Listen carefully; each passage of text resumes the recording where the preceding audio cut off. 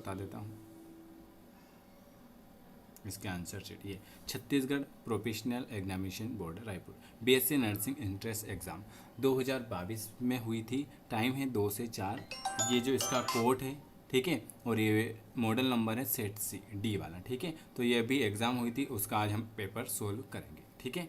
चलिए शुरुआत करते हैं पहले क्वेश्चन की। शुरुआत करते हैं अभी पहले क्वेश्चन की। नर्सिंग अभिक्षमता 2022 में किस टाइप से क्वेश्चन आए थे वो देखेंगे, फिर हम बायोलॉजी देखेंगे, फिर हम केमिस्ट्री, फिर हम फिजिक्स, फिर हम इंग्लिश, सब कुछ देखेंगे, ठीक है। चलिए पहला क्वेश्चन लिखा हुआ है कि निम्न में से कौन सा मानव रोग का कारण बैक्टीरिया से होगा। कौन सा मानव रोग का कारण जो होता है बैक्टीरिया होता है। पहला क्वेश्चन, वेरी गुड, आर्द्र ज्वर हो जाएगा, ऑप्शन आपका बी वाला आ जाएगा।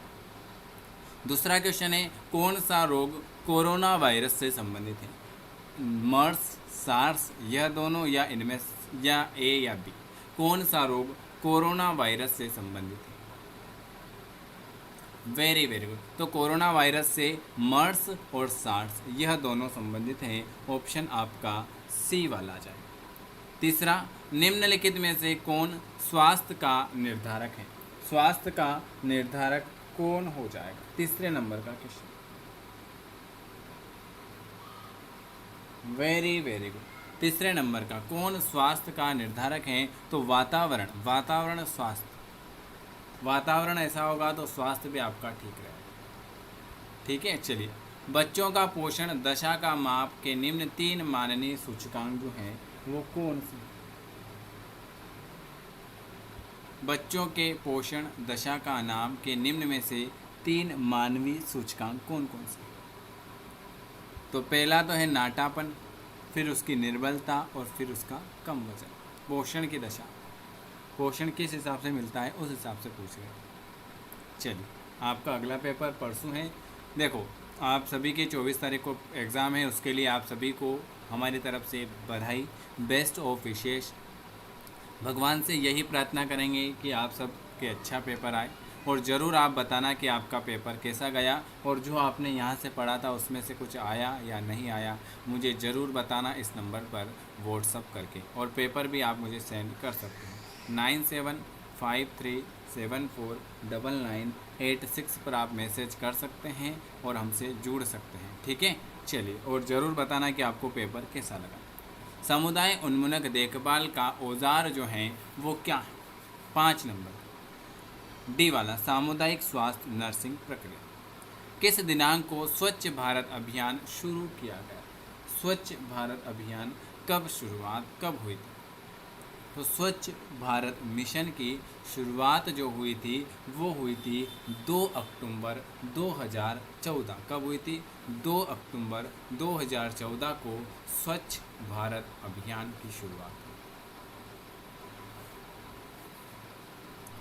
रीढ़ की हड्डी के क्षय रोग का प्रस्थान बिंदु जो है वो कौन सा। रीढ़ की हड्डी के क्षय रोग का प्रस्थान बिंदु जो है वो कौन सा,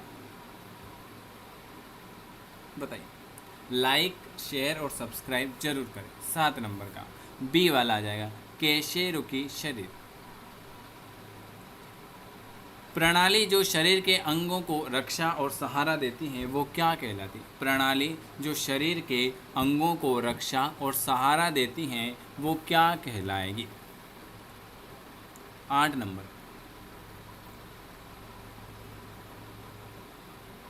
प्रणाली जो शरीर के अंगों को रक्षा और सहारा देती हैं वो जो कहलाती हैं वो आपकी क्या कहलाएगी। तो उसे हम कहते हैं तंत्रिका प्रणाली। क्या कहेंगे, तंत्रिका प्रणाली।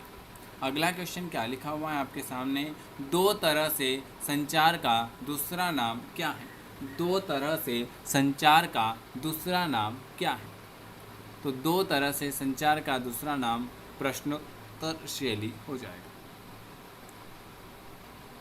निम्न में से जिसकी अधिकतम उपस्थिति होने से बच्चों में दांत में सड़न पैदा होगी। 10 नंबर, किसकी अधिक उपस्थिति होने से बच्चों के दांत में सड़न पैदा होती हैं। तो 10 नंबर का क्लोराइड आ जाएगा। कौन सा आ जाएगा, क्लोराइड आ जाएगा। जन स्वास्थ्य के आयाम कौन से हैं। जन स्वास्थ्य के आयाम कौन से हैं। Very good. डी वाला, स्वास्थ्य का प्रचार, रोग प्रतिरक्षण, पुनर्वास, यह सब। कौन सा परिवार कल्याण कार्यक्रम का मुख्य लक्ष्य है? परिवार कल्याण कार्यक्रम का मुख्य लक्ष्य कौन सा हो जाएगा?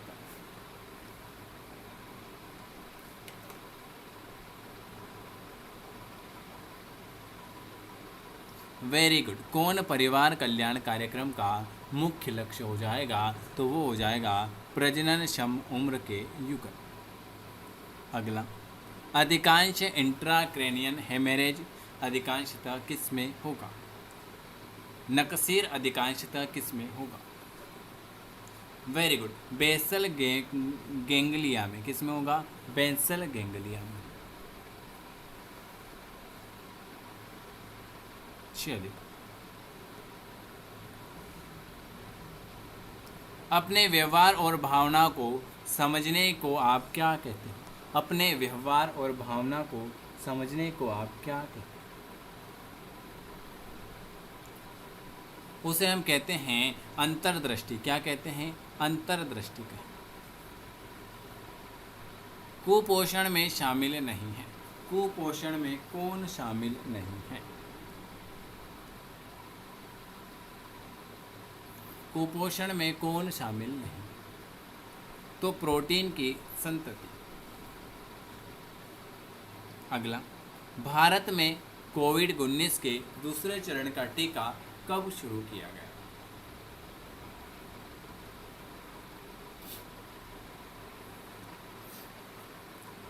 मार्च 2021। जननी सुरक्षा योजना क्या है? जननी सुरक्षा योजना क्या है?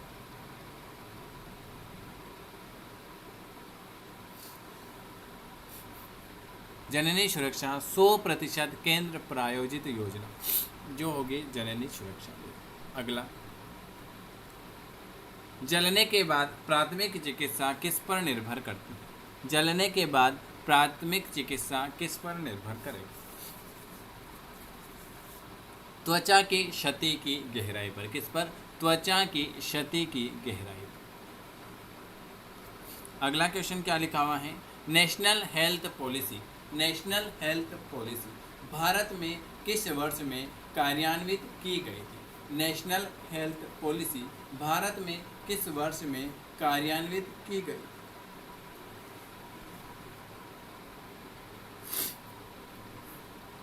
(2002) में। अगला, किस रक्षात्मक